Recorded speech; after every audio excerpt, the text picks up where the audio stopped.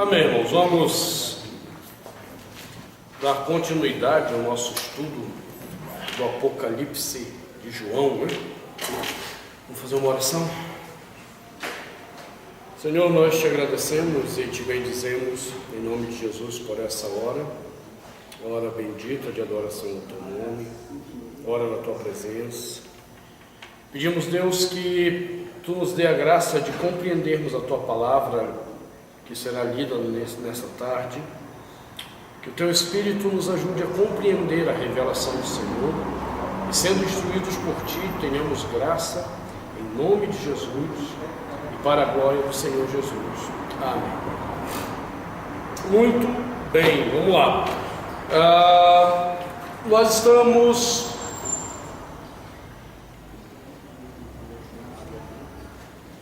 Nós terminamos a vocação do profeta e terminamos 17 a 20, o envio dele, e aí João começa a partir do capítulo 2, precisa até imprimir o roteiro desse estudo. Capítulo 2, ele começa a tratar diretamente a questão das igrejas a quem o Senhor havia escrito esse texto. Nós vimos no versículo 11, quando ele diz: o que vês, escreve em livro e manda às 7 igrejas. E aí ele menciona uma por uma, e agora ele vai dizer o que Deus tem com cada uma dessas igrejas. No domingo que vem eu vou trazer um quadro, eu esqueci hoje, eu estava meio perdido onde que a gente estava nesse estudo, que é um quadro comparativo das 7 igrejas. É um quadro bem interessante, sobre aquilo que Deus vê de negativo em 5 igrejas e aquilo que Deus vê de virtude em 2 igrejas. Nós já vimos que essas 7 igrejas, elas não devem ser tomadas literalmente. Elas são representativas da igreja de Jesus Cristo como um todo. Elas representam a igreja do Senhor como um todo. E representam 5 ações que Deus detesta daquilo que Ele vê na igreja e 2 virtudes que Ele espera ver na igreja que o segue. Então a primeira igreja que Ele menciona aí é a igreja de Éfeso. Então vamos dar uma olhada, capítulo 2, a partir do versículo 1. A palavra de Deus diz assim: ao anjo da igreja em Éfeso escreve: estas coisas diz aquele que conserva na mão direita as 7 estrelas e que anda no meio dos 7 candeeiros de ouro. Conheço as tuas obras, tanto o teu labor como a tua perseverança, e que não podes suportar homens maus, e que puseste a prova os que a si mesmos se declaram apóstolos e não são, e os achaste mentirosos. E tens perseverança, e suportastes prova por causa do meu nome, e não te deixaste esmorecer. Tenho, porém, contra ti que abandonaste o teu primeiro amor. Lembra-te, pois, de onde caíste, arrepende-te e volta à prática das primeiras obras. E, se não, venho a ti e moverei do seu lugar o teu candeeiro, caso não te arrependas. Tens, contudo, a teu favor que odeias as obras dos nicolaítas, as quais eu também odeio. Quem tem ouvidos, ouça o que o Espírito diz às igrejas. Ao vencedor dar-lhe-ei que se alimente da árvore da vida, que se encontra no paraíso de Deus. Pois bem, a primeira observação que a gente tem que fazer quando a gente começa a ler essas cartas do Apocalipse é a expressão ao anjo da igreja tal.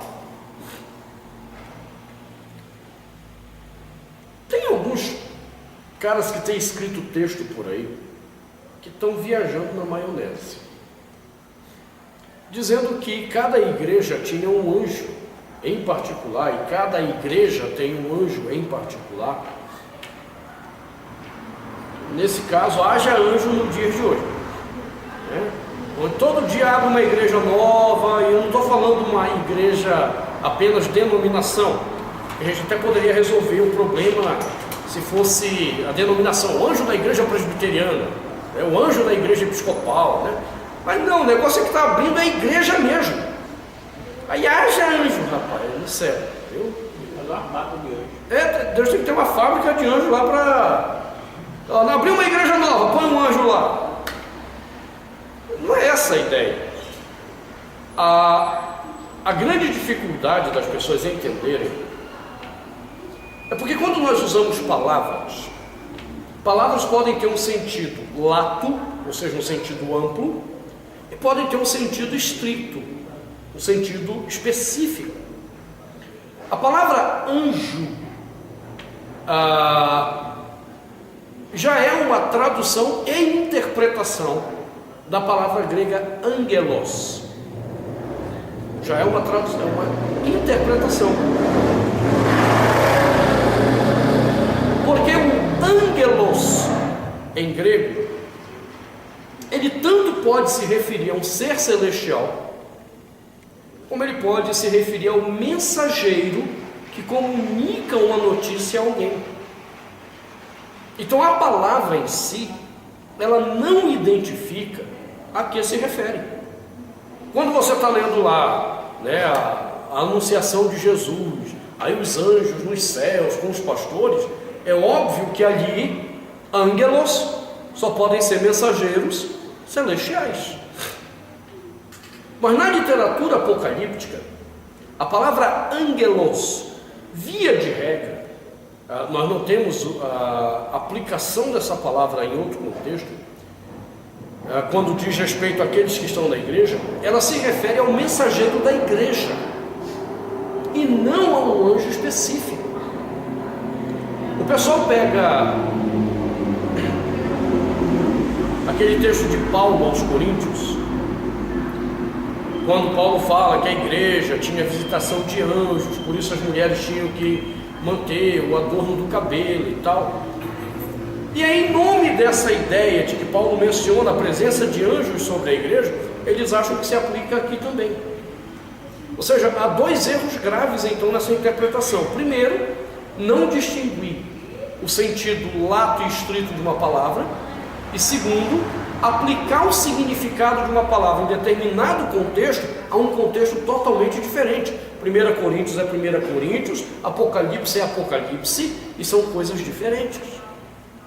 Então, dentro dessa observação, quando João diz ao anjo da igreja em Éfeso, ao anjo da igreja em Esmirna, ao anjo da igreja em Pérgamo, ao anjo da igreja em Tiatira, ao anjo da igreja em Sardes, ao anjo da igreja em Filadélfia, ao anjo da igreja em Laodiceia, é óbvio que ele não está falando de anjo. Ele está falando dos líderes espirituais responsáveis por comunicar a palavra de Deus à igreja.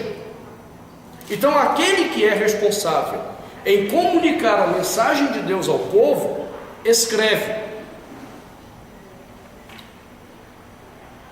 E aqui há algumas implicações interessantes. Primeiro, se Deus tem que falar algo a alguém na igreja, ele se utilizará daquele que ele mesmo comissionou para comunicar a sua palavra. Não há bagunça na igreja. Se alguém tem a autoridade de ensinar a palavra, Deus falará por meio dele aquilo que Deus quer que seja dito à igreja. Eu vi recentemente um caso, até com o pastor Paulo, essa questão. Ele participou de uma situação em que um grupo de irmãozinhos começaram a se avivar, né, lá no louvor, e Deus começou a falar com eles que tinham que fazer não sei o quê, tinha que fazer não sei o quê. E é engraçado que nenhum dos pastores Deus falou. Deus não falou com nenhum. E toda vez que Deus vai falar alguma coisa à igreja, Ele usa aqueles que Ele comissionou para a palavra. Se Deus tem algo a dizer a uma igreja, observe que em Éfeso Ele não levantou uma profetisa, levanta a irmãzinha aí e ministra a palavra. Não, a palavra é entregue ao que é responsável. Isso significa que aquele que é responsável será fiel na entrega da palavra? Não. É que ele tem que tomar outro cuidado. A priori, Deus revelará a esses que são responsáveis pela palavra. A eles cabe a instrução da igreja. Mas nem sempre eles serão fiéis. Nem sempre eles serão fiéis. Então daí a gente precisa discernir essas coisas, ou aprender a discernir essas coisas, para que a gente também não tome entendimento errado na igreja sobre a forma que Deus fala e como Deus fala conosco. Ok? Muito bem. Alguma dúvida aí nesse ponto? Tranquilo? Benção. Então ele diz: ao anjo da igreja em Éfeso escreve: essas coisas diz aquele que conserva na mão direita as 7 estrelas e que anda no meio dos 7 candeeiros de ouro. Ora, nós já vimos no final do versículo 20, aliás, no final do capítulo 1, versículo 20, o que são essas estrelas, o que são os candeeiros.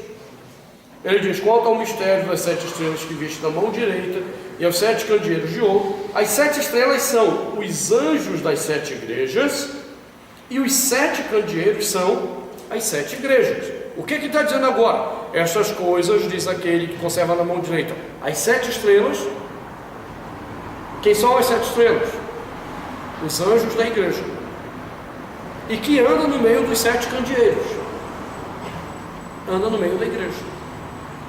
O que ele quer dizer? Que conserva na mão direita e anda no meio dos 7 candeeiros. Primeira coisa, quando ele diz que conserva na mão direita, significa a autoridade dele sobre aqueles que estão no papel de anjos da igreja ou de mensageiros da igreja. Aquele que ministra a palavra não ministra por sua própria conta. Ele ministra por autoridade de Deus sobre a vida dele. É por isso que se ele usar essa autoridade de forma abusiva, o Senhor o cobrará. Estará na mão dele, o Senhor o cobrará. Ele conserva na mão direita. Era a mão de poder, era a mão de autoridade em que ficava o cetro do rei. O que ele está tentando dizer já de cara? Ai de vocês, se não falarem o que eu vos mando falar à igreja. Você só é anjo na igreja porque eu te conservo. Porque eu te dei autoridade para. E se tu não falares, a tua autoridade deixa de existir. E as penas do Senhor são grandes sobre isso. O apóstolo Paulo, quando ele trata dessa questão, lá em 1 Coríntios, ele é bem interessante.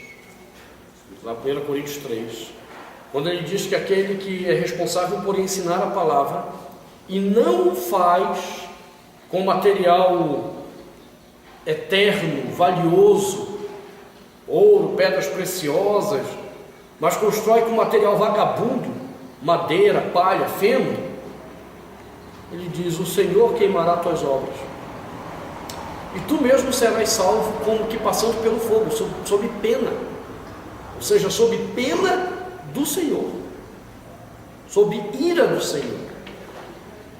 É interessante essa discussão.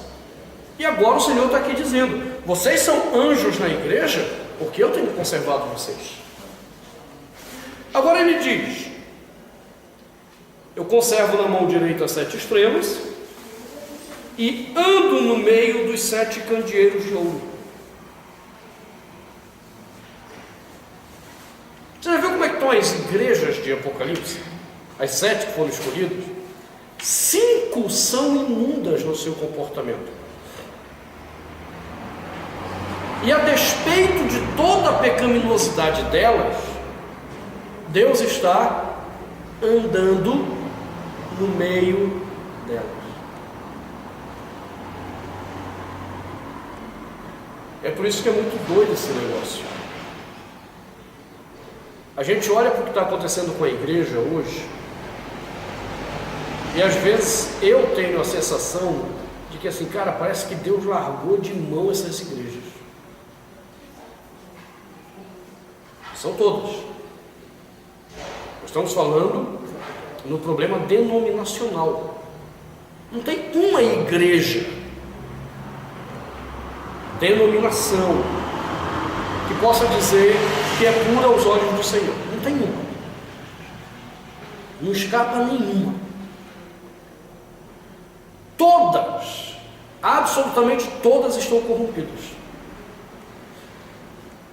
Você tem um foco aqui, outro acolá de resistência, de perseverança, de graça. Você tem focos. Mas a questão é: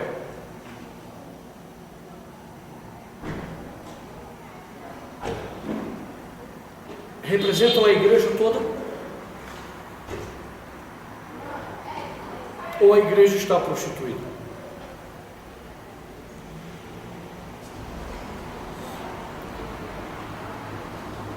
A nossa igreja em particular, ela tem uma orientação bíblica, séria, litúrgica. A gente pode ir em qualquer lugar do mundo, a gente sabe mais ou menos para onde vai o culto. Mas isso não garante a pureza. Eu já fui a alguns cultos da nossa igreja por aí que, como diria o bispo, ai. Até axé gospel cantaram. Só faltou o ministro de louvor dizer: levante a mão, agora pular. Nossa igreja. Então, quando a gente vê essa corrupção generalizada da igreja, quando a gente vê a igreja evangélica como um todo decadente, a gente pergunta: cara, cadê Deus nessa história? Aí João vem através dessa revelação e o Senhor diz: eu ando no meio das igrejas.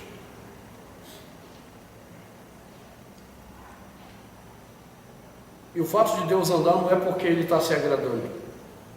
É exatamente porque Ele anda que Ele pode enxergar os problemas dessa igreja e mandar a sua palavra, chamando a igreja a se arrepender, ou executando a igreja. Há igrejas que já entraram na rota de execução do Senhor. Elas já estão indo para o seu fim. Alguns estudos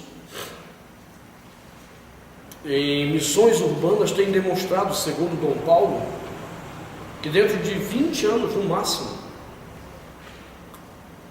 várias denominações deixarão de existir. Denominações históricas.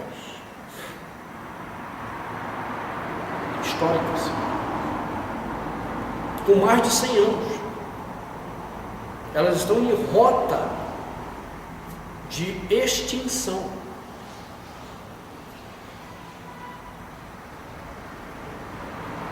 Outras vão surgindo. E o Senhor lembra: eu não estou apático ao que está acontecendo. Eu não estou cego para o que está acontecendo. Eu não estou surdo para o que eu estou ouvindo. Eu ando no meio das igrejas. O culto pode ser o mais louco do mundo, ele anda no meio das igrejas. E é por isso que ele pode exercer o juízo dele. Ele conhece. Muito bem, então ele está dizendo: essas coisas diz aquele que conserva na mão direita 7 estrelas e que anda no meio dos 7 candeeiros de ouro. Porque eu conservo e porque eu conheço, eu ando, ele diz: conheço as tuas obras. Conheço as tuas obras. E aqui Deus primeiro faz um levantamento do que há de positivo nessa igreja de Éfeso. Ele começa a ponderar algumas questões que, após andar naquela igreja, ele vê de positivo. A gente vai ver que algumas igrejas ele não tem nada de positivo para falar. Éfeso ainda tinha. Conheço as tuas obras, tanto o teu labor como a tua perseverança. O Senhor trabalha o conceito de obras aqui na igreja de Éfeso nessas duas perspectivas. Uma igreja esforçada pelo Evangelho, mas também perseverante. Porque tem muita igreja que começa esforçada, mas não persevera. Começa no eixo certo, mas não persevera.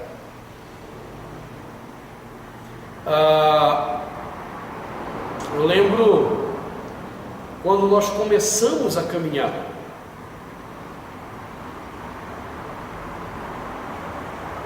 Era um grupinho, reunido numa salinha no fundo do ímpar. Quando dava a hora do culto, tinha que fechar aquelas portas lá do ímpar. Eu vestido de branco. Aí o povo passava e dizia: cruz credo, deve ser uma sociedade secreta isso daí. É um grupinho de nada. Um cara vestido de branco fecha as portas e só sai daí depois das 8h30. É uma sociedade secreta que tem ali. Ou seja, do ponto de vista humano, a nossa caminhada é aquela caminhada para todo mundo desistir, todo mundo parar. A gente até quer viver um evangelho correto, a gente quer pregar um evangelho correto, mas é um grupinho fechado. Não tinha dinheiro para alugar um espaço melhor para dizer: olha, nós estamos aqui tentando pregar um evangelho coerente, um evangelho bíblico de fato. Tem grupos que até começam esforçados, mas falta para eles perseverança. Perseverar. E aí quando Deus olha para Éfeso, ele diz: ok, eu acho isso bonito em vocês, me agrada de ver em vocês, não é só o esforço, o labor. A ideia de labor aqui é de um esforço grande, de uma igreja que está lutando mesmo. E no caso deles, vocês podem esquecer, é lutar mesmo, porque eles estavam em perseguição política. O império está atrás deles. Eles estavam em perseguição religiosa. O judaísmo quer ferrar os caras. Então o esforço é grande. É por isso que o nosso esforço não pode nem se comparar ao deles. Não pode nem se comparar ao deles. Isso é nada, né? Hein? Nada. O nosso não é nada perto deles. E às vezes a gente para sem ter um motivo de fato para parar, né? Às vezes é mais por causa da vaidade do nosso coração.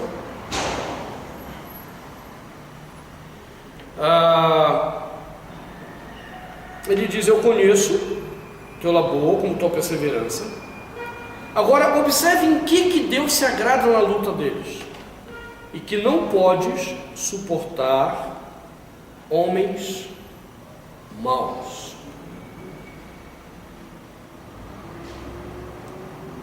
Essa palavra é complicada. Qual é o significado de homens maus aqui no Apocalipse de João?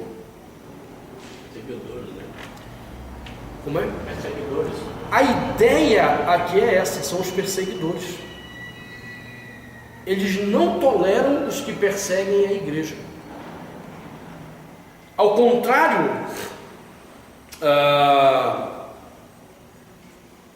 como da igreja lá de Pérgamo,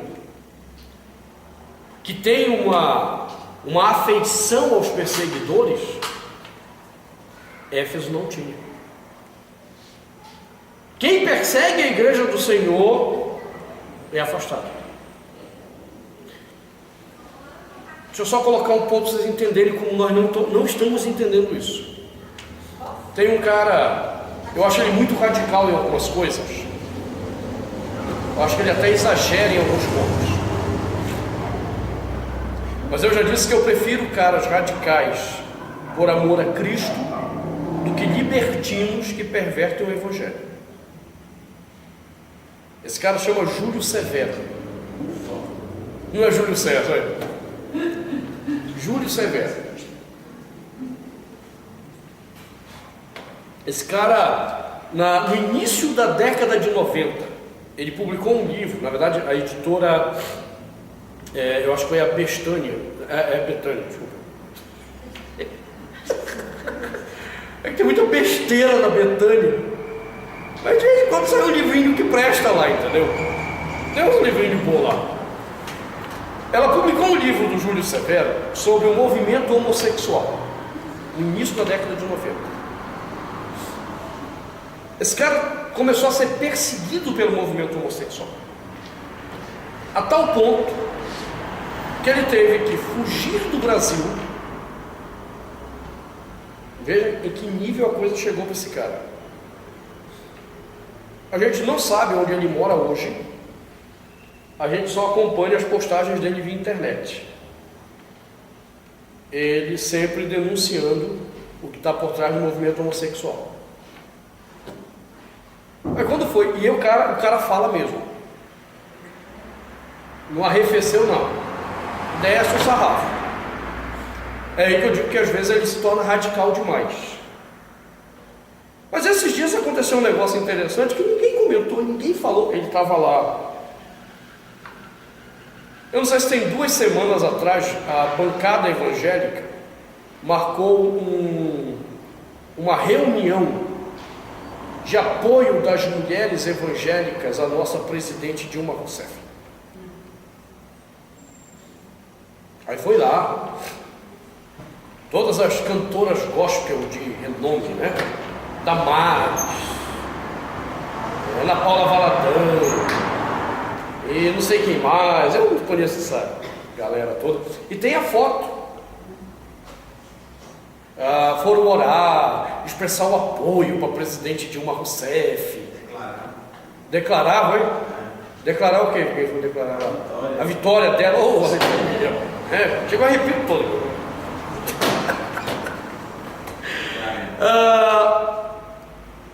Aí a Damares saiu de lá toda orgulhosa, porque a presidente cantou a música dela, Sabor de Mel. Olha que desgraça. Olha que praga. Foi fazer a presidente cantar Sabor de Mel. Olha que desgraça. Mas tudo bem. Aí o Júlio Severo chamou a atenção de uma coisa. Irmãos, quem é Dilma Rousseff?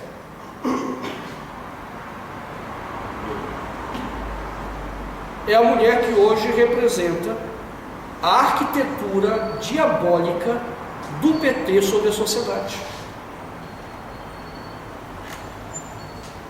PL 122, lei do aborto, a lei de ensino que vai estimular a pedofilia legalizada, e uma série de outras leis que estão transitando no Congresso e que várias vezes são colocadas de forma sorrateira. Quem é que persegue a igreja? A igreja defende valores do reino. Quem está lutando contra os valores que nós defendemos? Essa atual política do PT, representada pela nossa presidente. E em vez de nós sermos uma voz oposta a isso, nós suportamos os homens maus. Nós nos tornamos tolerantes com os homens maus. É isso que João estava dizendo. O que Deus se agrada na igreja de Éfeso? Eles não estão buscando, como é que diz? Compactuar com o homem mau. Eles não estão procurando compactuar com o homem mau. Deixa eu dar um outro exemplo que aconteceu, porque isso aqui tem a ver exatamente com esse nosso engajamento com a estrutura social. Os homens maus, aqui em Apocalipse, é o império. Primeiramente o império, depois eu vou dar outro exemplo, que persegue politicamente a igreja. Os poderosos, que detêm a estrutura política, econômica, social. Então nós tivemos há um tempo atrás, aquele negócio lá do kit gay. Lembra do kit gay? Aí foi aquele escândalo.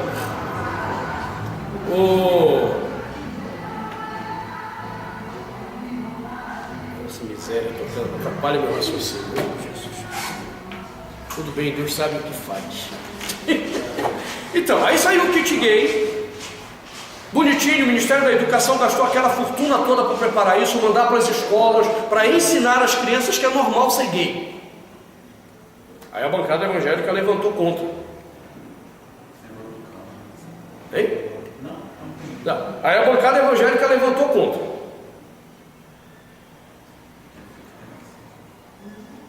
Como foi que eles conseguiram retirar o kit gay? Com a pressão evangélica e de outros, costurando alianças para se opor ao governo, ou fizeram um acordo com o governo? Tá bom, a Dilma chega e diz assim: a gente tira o kit gay, mas vocês também tiram o voto de vocês numa investigação de uma corrupção que tinha por trás. Tá bom, vocês tiram o voto da investigação da corrupção e a gente tira o kit gay. O que é que aconteceu? Nós nos tornamos tolerantes com os homens. Porque a postura é: tira o kit gay e nós vamos abrir investigação contra a corrupção. Que história é essa? As duas coisas estão erradas. Os dois comportamentos estão errados. Mas a igreja, ela é tolerante.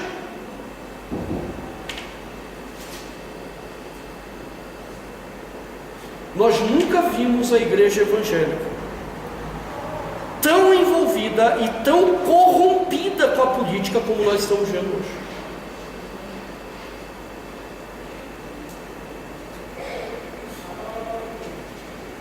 Eu não sei como é isso, mas há uma pessoa que vocês conheceram e que eu omito o nome dele para preservá-lo, porque ele foi vítima da perseguição do movimento gay também. E esse cara teve que deixar Brasília, pedir transferência para outro lugar do país por causa dessa perseguição. De polícia federal bater na casa do cara, no apartamento do cara. Quando começou isso? Esse cara era um ex-homossexual. Alguns anos atrás, lá para trás, ele era homossexual, vivia nas orgias homossexuais. E aí um dia entrou numa igreja com um sapatinho de fogo, o Senhor queimou a desgraça do pecado dele, conheceu Jesus, se libertou, aleluia. Muito bem, esse cara começou um processo de crescimento espiritual. Conheceu a esposa dele, casou, tem 2 filhos lindos, bênção de Deus. E o cara foi assim, tão tratado por Deus, que nem os trejeitos ficaram. Se eu não soubesse da história dele pela boca dele, eu nunca saberia que esse cara tinha sido homossexual. E provavelmente ele vai ouvir esse estudo, porque ele nos acompanha onde ele está. De vez em quando ele manda uma mensagem agradecendo os estudos que a gente posta lá, que ele acompanha a igreja. Esse cara trabalhava no órgão do governo que fiscalizava, o governo federal, as verbas federais. E ele descobriu o caminho por onde o governo estava desviando o dinheiro para entregar na mão do movimento gay. Ele montou todo um dossiê, tudo documentado, que era para arrebentar a coisa. É dinheiro do governo, é nosso dinheiro, dos nossos impostos, sendo desviados para patrocinar a marcha gay, a orgia, essa prostituição da marcha gay. E outras cocitas mais que os gays promovem por aí no seu movimento. Preparou o dossiê, tudo bonitinho. Ele não é parlamentar, ele não pode apresentar uma denúncia. Ele reúne com a bancada evangélica e entrega o dossiê. A bancada evangélica elogia o trabalho do cara e diz para ele: cara, só tem um problema, nós não podemos apresentar uma denúncia contra isso aqui. E a pergunta dele é: por que está faltando algum documento, alguma coisa?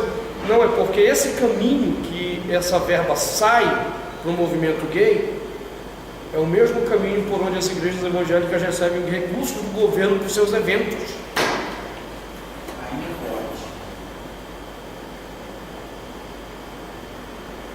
Rapaz, esse cara saiu decepcionado. Decepcionado. Aí logo depois o movimento gay descobre esse dossiê e começa a perseguir o cara. A ponto da Polícia Federal invadir a casa dele, para tentar levantar ou produzir provas contra o cara. A vida dele virou um inferno. Foi nessa época que eu acompanhei a vida dele.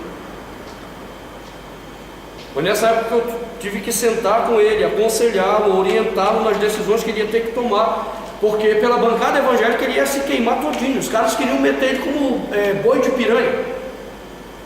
Lembra dessa expressão? Nunca ouviu essa expressão? É verdade, vocês são jovens demais. Ai. Se não matasse, cara. Antigamente, quando o pessoal, os boiadeiros iam para Mato Grosso, Goiás, para levar os bois, eles levavam um boi velho para chegar naqueles rios que tinham piranha, e eles mandavam um boi velho para o rio para as piranhas atacarem aquele boi para passar o resto da boiada. O que eles tentaram fazer com esse cara foi isso. O cara se lascou todinho. E se naquele processo eles não tivessem andado junto, ele teria tomado decisões erradas. E sabe Deus o que ia acontecer com esse cara hoje. Pois bem, hoje Deus abençoou, não está mais em Brasília, não está mais sendo perseguido, está quieto. Agora, por que não foi feito nada? Porque a igreja tolera, ela não só tolera, ela participa do que é mal. Deus tinha prazer na igreja de Éfeso porque ela não tolerava os homens maus. Ela tinha problemas, Deus vai tratar o problema dela mais embaixo, mas ela não tolera o que é mal. Se você observar ainda, há uma outra questão aqui. A igreja era perseguida, não era só do Império Romano. Ela era perseguida pelo judaísmo. O pior, né? Hein? É o pior ainda. É uma perseguição religiosa de um grupo que também dizia defender a palavra de Deus, mas que usava a palavra de Deus para perseguir aqueles irmãos. E a igreja de Éfeso não compactuava com o erro bíblico do judaísmo. Era uma continuação do farisaísmo? Era muito forte ainda o farisaísmo nessa época. Nesse período, dois movimentos judeus são muito fortes na perseguição: fariseus e saduceus. Os dois se odiavam, mas eles tinham um amigo comum, eles esqueciam suas brigas pessoais para matar o inimigo comum. E nesse caso o inimigo comum era o cristianismo. Então o farisaísmo e o saduceísmo se uniam para matar o cristianismo. E a igreja de Éfeso não tolera. Ela não se faz de agradável. O que é que nós estamos fazendo hoje, irmãos? Há um tempo atrás, década de 80,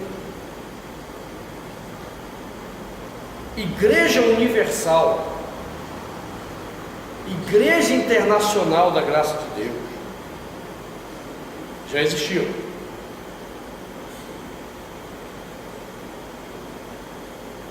Nós não chamávamos de irmãos esse pessoal.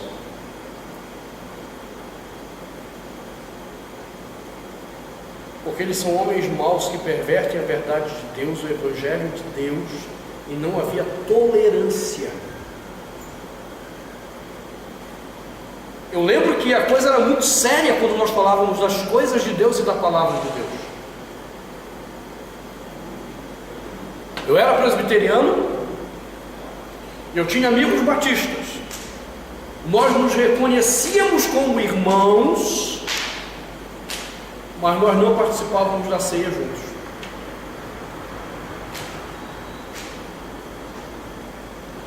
Por quê? Porque para um presbiteriano o Senhor está presente na Eucaristia e para um batista é apenas um memorial. E isso era suficiente para dizer: não podemos celebrar juntos. Veja como era séria a coisa. Até hoje a doutrina batista é assim. Na sua maioria é. A Igreja Batista, da década de 50 para cá, ela passou por uma reformulação doutrinária para pior. Até a década de 50, 60, ela era calvinista na sua declaração doutrinária. Eu não lembro exatamente qual é o ano, eu tenho alguns amigos batistas que pontuam isso historicamente.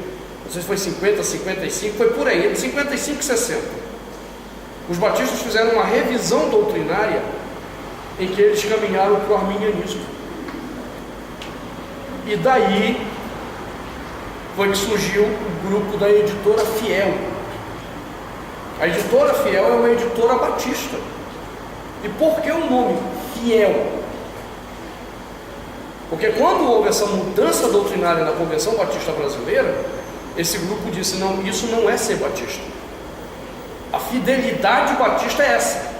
E aí eles começaram a publicar material calvinista que os batistas sempre declararam. E eles estão aí até hoje. Não é errado a comunhão durante a Eucaristia do batista? Não, não é errado. O que eu estou dizendo é o seguinte: é que isso era tão sério Não era tolerado. que até nisso os caras eram radicais. Eu entendo que esse radicalismo era desnecessário. Era desnecessário. Não estou dizendo que estava certo o radicalismo da coisa. Mas é interessante ver como o zelo pela palavra de Deus era um negócio muito sério. Os batistas, quando você ia para a igreja batista, eu era presbiteriano, era tão sério essa questão bíblica para eles, que você tinha que rebatizar. Porque para eles só tinha validade o batismo por imersão. Veja como era séria a discussão. Mas nós nos reconhecemos como irmãos. Apesar de que tinha aquela brincadeira de que a gente era primo, né? A gente, nessa década de 80, foi muito engraçado. A convivência entre irmãos em Jesus era engraçada, porque ela tinha essa coisa do radicalismo do grupo, mas o reconhecimento se você era crente ou não. Uma vez eu estava em Fortaleza e um pastor batista foi brincar comigo com esse negócio de primo. Eu era pastor presbiteriano. Ele chegou assim: olá, pastor, tá conversando, mas e aí, primo, como é que estão as coisas? Aí eu olhei para ele e disse assim: cara, o meu pai celestial mandou um abraço pro seu pai.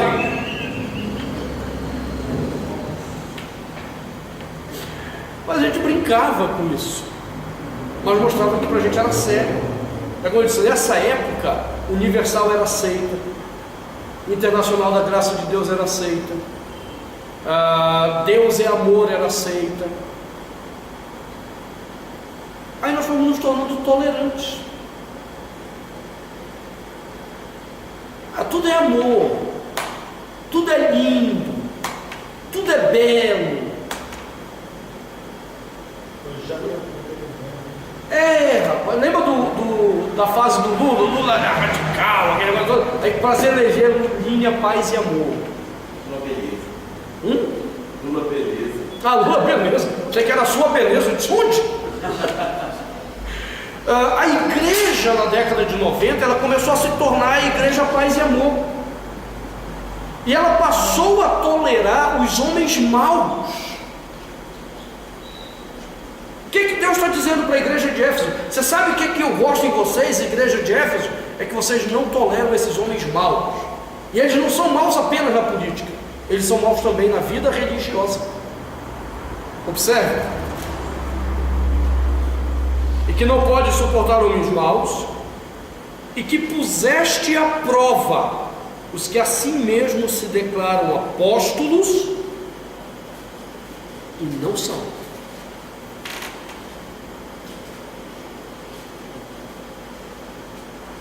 Conheço as tuas obras, como o teu labor. Deus tem orgulho da igreja.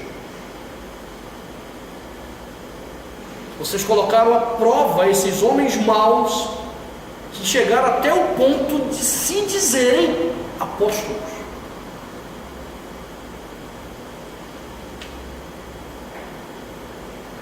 O conceito apostólico neotestamentário era muito claro. Quem podia ser apóstolo? Atos 1, pega a sua Bíblia, nunca esqueça isso aqui.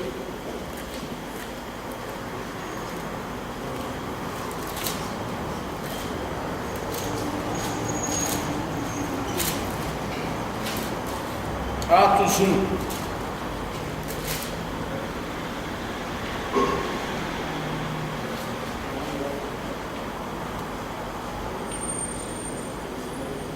A partir do versículo 15.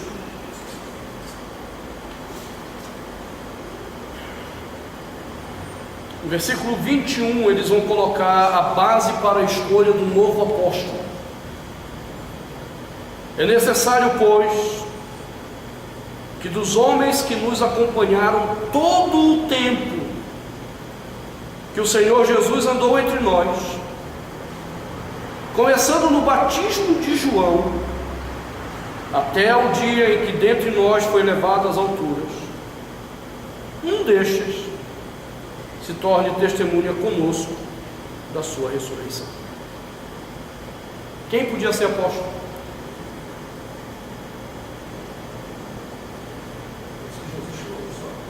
Só aqueles que tinham andado com o Senhor, do batismo dele até a ascensão. E obviamente que ele havia chamado, e a igreja agora vai ter que reconhecer alguém para completar o grupo. E isso era tão sério que qual foi a principal acusação do grupo judaizante contra Paulo? Paulo não podia ser apóstolo. Eles questionaram a autoridade de Paulo em vários lugares. O principal descarrego argumentativo de Paulo é 2 Coríntios capítulo 10, 11, 12 e 13, onde ele vai arrebentar com os caras que questionavam a autoridade apostólica dele. Mas o mesmo Paulo diz que ele era apóstolo, nascido fora de tempo. Por que fora de tempo? Porque ele não andou com o Senhor do batismo até a sua ascensão. Só. Paulo vai dizer, mas eu aprendi do Senhor. Ele diz que ele esteve com o Senhor 3 anos na Arábia, aprendendo diretamente de Jesus. Quanto tempo os apóstolos aprenderam diretamente de Jesus? 3 anos. Quanto tempo Paulo ficou na Arábia aprendendo diretamente de Jesus? 3 anos. Então ele diz, sim, o Senhor foi quem me instruiu. Eu sou um apóstolo nascido fora de tempo. A questão da testemunha da ressurreição? Não seria algo visível? Não, a questão aqui de Paulo é que ele aprendeu do Senhor que os outros aprenderam andando com o Senhor. Paulo não viu nada disso, ele não viu batismo, ele não viu morte, ele não viu ressurreição. Por que que ele entende que ele é apóstolo? Primeiro porque ele diz, Cristo me chamou para ser apóstolo. Paulo tem isso muito claro. E segundo, o tempo que vocês levaram aprendendo com ele, andando com ele, eu passei o mesmo tempo, só que aprendendo dele o que vocês aprenderam em 3 anos. E isso foi suficiente? Não. Quem foi que reconheceu o apostolado de Paulo para a igreja? Pedro. Pedro, cabeça do colégio apostólico, reconhece, ok, ele de fato é apóstolo. Paulo teve que passar pela prova, irmão. Pela prova se era apóstolo ou não. Diga, Tadeu. Foi a sabatina que fizeram com Paulo. Há uma sabatina e observações. E o pastor Rodrigo? Foi para a Arábia também? Pois é, eu quero saber se ele foi para a Arábia, ficou 3 anos com o Senhor. Diga. Então, apóstolo aqui é sentido estrito. Os homens maus comparados aos apóstolos são estritos. Estrito, sentido estrito. Eles se dizem apóstolos e não são. Vocês provaram que eles não são. Porque o que teve de gente que se levantou para dizer que era apóstolo de Jesus no 1º século e 2º século, foram vários. Por que Atos deixa claro qual é o critério? Porque tinham outros que queriam dizer que eram apóstolos. Aí, se algum dos apóstolos, ou todos numa reunião, ou pelo menos um dos líderes, dos 12, no caso Pedro, né? Cabeça se ele tivesse criado ali critérios para canonizar o livro do Novo Testamento, como aqueles que escrito como apóstolo, que escrever conhecido, que está assinado por escrito como discípulo do apóstolo, e 90% das heresias teriam caído a partir do 2º século. Com certeza. Com certeza. Agora, nós nos tornamos tolerantes. Tem gente que acha que o apóstolo, que Valdemir é apóstolo, aquele miserável. Tem gente que acha que o Estevão Hernandes é apóstolo. Tem gente que acredita que a igreja deles é cristã.